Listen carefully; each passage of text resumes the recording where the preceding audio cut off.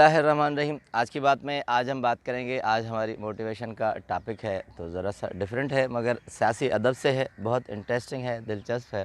तो मोटिवेशन का टॉपिक है greatness by evolution versus revolution. यानी अज़मत हो, पहले एवोल्यूशन हो, उसके बाद रिवोल्यूशन हो, तो फिर ग्रेटनेस आती है। तो वो शख्सियत है, तो उनका तारुफ कहते हैं कि जो है 1925 में एक गर्म रात थी, तो वो बच्चा एक झोपड़ी में पैदा हुआ। तो उसका जो वालिद था, उसका बेटा ये 10वां था, इसलिए उसे कोई भी इतनी खुशी नहीं थी, क्योंकि 9 बच्चे पहले से मौजूद थे। तो 10वां बच्चा एक आम सतही शक्ल का बच्चा था, तो इसलिए उसकी शख्सियत में भी कोई ऐसी चार्मिंग नहीं थी कि उसके लिए गांव में खुशियां मनाई जाएं और उसके लिए कोई ख़ास एहतमाम किया जाए। फिर उसके वालिद जो थे वो एक सतही किस्म के टीचर थे, मास्टर थे गांव में। तो इनकम बहुत कम थी और मसाइल बहुत ज़्यादा। 10 बच्चे, छोटा घराना, झोपड़ी की शक्ल में घर। तो उन्होंने क्या किया कि अब सोचने लगे कोई ऐसी ज़रिए माश हो जिससे ये बच्चा भी पैदा हुआ है उससे कुछ इनकम पैदा कर सके। मगर एक मास्टर और गांव का कोई ऐसी इनकम नहीं हुई।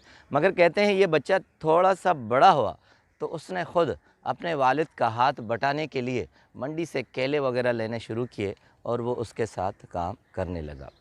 कहते हैं बच्चा जैसे जैसे बड़ा होता गया तो अपने झोपड़ी नुमा घर को देखता और फिर गांव से दूर निकल जाता और बड़े बड़े महलात देखता और फिर दिल में उदास होकर ये सोचता कि मैं अमीर कब बनूंगा, इस तरह के महलात में कब मैं रहूँगा। कहते हैं आहिस्ता आहिस्ता वो अपनी तालीम की तरफ तवज्जो देने लगा। अब वालिद साहब के पास कुछ और चारा नहीं था कि उसकी ज़हानत को प्रोमोट कर ले, तो उसने कर्ज़ लेकर सिंगापुर उसे भेजा और उसे मेडिकल की तालीम दिलवाई। कहते हैं मेडिकल की तिब की तालीम लेकर जब वो डॉक्टर आया तो अपने गांव में 1957 में वो डॉक्टर बना। मगर कहते हैं उस गांव का नाम एक छोटा सा है एलोर सितार। एलोर सितार में कहते हैं ये वाहिद हिस्ट्री है कि किसी को गवर्नमेंट की मेडिकलशिप में डॉक्टरशिप मिली हो, डॉक्टर हो, और उसने छोड़ दिया हो। उसने बमुश्किल 1 साल ही वो डॉक्टरशिप की होगी। उसके बाद प्राइवेट अपनी क्लिनिक खोली उसी छोटे से एलोर सितार में और वहाँ वो डॉक्टर बन गया। कहते हैं अच्छा डॉक्टर था, रात गए तक अपने गांव के लोगों की खिदमत करता था। इनकम फिर भी खातिर खा ऐसी नहीं बनी जिससे उसकी माली हालत अच्छी हो सके। मगर कहते हैं उसने फुर्सत के औकात में लिखना शुरू किया। लिखते लिखते वो कॉलम्स की तरफ आ गया, अखबारात में कॉलम आने लगे और उसकी शोहरत अपने गांव से लेकर अपने डिवीज़न तक फैल गई। और कहते हैं आहिस्ता आहिस्ता लोग उसे पहचानने लगे। लिखने में उनकी इतनी इंटरेस्टिंग और दिलचस्प होती थी बातें कि लोग उनकी तहरीर को बहुत पसंद करने लगे। फिर आहिस्ता आहिस्ता सियासत में चले गए, पार्टी से मुंसलिक हो गए। कहते हैं पार्टी में मुंतखब हो गए तो वहाँ उनको सियासत में ओहदा मिल गया।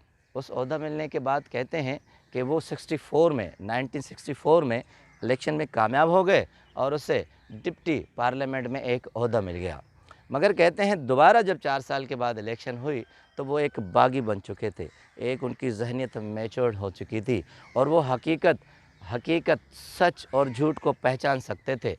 तो पार्टी में बगावत की बिना पर उन्हें पार्टी से निकाल दिया गया।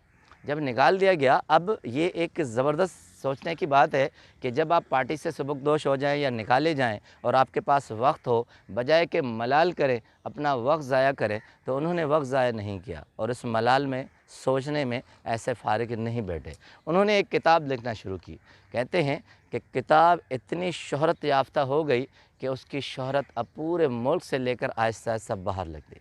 किताब का नाम था द मलय डिलेमा। डिलेमा कहते हैं परेशानी को, मलय का डिलेमा। कहते हैं किताब ने इतनी शोहरत हासिल कर ली कि उस पार्टी ने उसे उस किताब की शोहरत की बिना पर दोबारा बुला लिया और उसे फिर ओहदा दे दिया। फिर इलेक्शन हुए, फिर वो जीते, एजुकेशन मिनिस्टर बने, फिर आहिस्ता आहिस्ता करके 1981 में मुल्क के वज़ीर आज़म बने और दुनिया में एक तहलका मचा दिया और दुनिया उसे एलो सितार छोटे से गांव को मलेशिया के नाम से जानने लगी और वो शख्सियत महातीर मोहम्मद बन गए। उसके बाद कहते हैं कि उनकी फिर दूसरी किताब आई। टोटल उन्होंने 3 किताबें लिखी हैं, विट्स एंड विज़डम यानी अक्लमंदी, दानिशमंदी। उसमें विट्स एंड विज़डम आप महातीर मोहम्मद लिखते हैं, कहते हैं कि मैंने फ़लसफ़ा ज़िंदगी के 4 उसूल बनाए। اب انہوں نے 4 اصول کون سے بنائے؟ انہوں نے کہا کہ زندگی میں اگر قوموں کو ترقی کرنی ہے تو سب سے پہلا اصول یہ اپنانا چاہیے کہ وہ قرض مت لے۔ کوئی بھی قوم اگر قرض لیتی ہے تو یہ ذہن سے نکال دے کہ وہ ترقی کرے گی۔ بڑی زبردست مثال لکھتے ہیں، کہتے ہیں دنیا میں کوئی بھی ایسی قوم نہیں ہے جس نے قرضہ لیا ہو اور ترقی کی ہو۔ اگر کہتے ہیں کہ قرضے سے کوئی قوم ترقی کرتی تو ساؤتھ افریقہ یورپ کا سب سے امیر ترین ملک بن جاتا۔ اس کے بعد فلسفہ کامیابی کا دوسرا اصول کہتے ہیں کہ ایجوکیشن، جب تک قوم میں تعلیم نہیں ہوگی تب تک قوم آگے نہیں بڑھ سکتی۔ تیسرا اصول کہتے ہیں صنعت اور تجارت، بزنس اینڈ انڈسٹریلائزیشن، جب تک آپ کاروبار نہیں کریں گے، انڈسٹریز نہیں لگے گی، صنعت فروغ نہیں کرے گی، تب تک آپ ترقی نہیں کر سکیں۔ چوتھا بڑا زبردست اصول ہے، کہتے ہیں محکوم اور محروم لوگوں کو قومی دھارا میں شامل کر لیں۔ وہ جو فرسٹریٹ لوگ ہیں، وہ جن کی رسائی نہیں ہے، ان کو آپ نیشنل موومنٹ میں، نیشنل کاموں میں جب آپ ان میں شامل نہیں کریں گے تو وہ کسی بھی کام کے نہیں ہو سکیں گے۔ کہتے ہیں کہ جیسے ہی مہاتیر محمد وزیر اعظم بن گئے، انہوں نے سب سے پہلا کام یہ کیا کہ ایک چھوٹے گاؤں میں سیکنڈری اسکول کھول دیے اور تعلیم کو پروموٹ کر دیا۔ کہتے ہیں کچھ ہی عرصے کے بعد ملیشیا دنیا میں 100% تعلیم یافتہ لوگوں میں شامل ہونے لگا۔ یہ بہت بڑی کنٹریبیوشن مہاتیر محمد کی تھی۔ اس کے بعد کہتے ہیں ایک زبردست آئیڈیا دیا جو کسی ملک میں انٹروڈیوس نہیں ہوا تھا۔ انہوں نے کیا کیا کہ نوجوان جو ملیشیا سے باہر تھے، جتنا وہ باہر یورپ کنٹریز میں کماتے تھے، ان کو آفر کی کہ جتنا آپ کماتے ہیں اس سے 20% زیادہ دے کر میں آپ کو آفر کرتا ہوں کہ اپنے ملک میں آ جائیں، اپنے ملک کے لیے کام کریں۔ 70% پہ ایڈوانٹیج پہ انہوں نے بلا لیا اور سارے نوجوان کہتے ہیں اپنے ہی ملک میں کام کرنے لگے اور ترقی ہونے لگی۔ کہتے ہیں 5 سے 6-8 سالوں کے اندر دنیا میں، یورپین کنٹریز میں، تیسری دنیا میں ترقی کے نام پر ملیشیا کا ایک ملک وجود میں آ گیا جو ایک نئی پہچان رکھتا تھا۔ اس کے علاوہ اور بے شمار بہت سے کام ہیں جو انہوں نے اپنی میموریز پہ لکھے ہیں کہ ڈاکٹر ان دا ہاؤس، 3 کتابیں مہاتیر محمد کی ہیں، آپ پڑھیں گے تو آپ کو ایک ویژنری لگے گا۔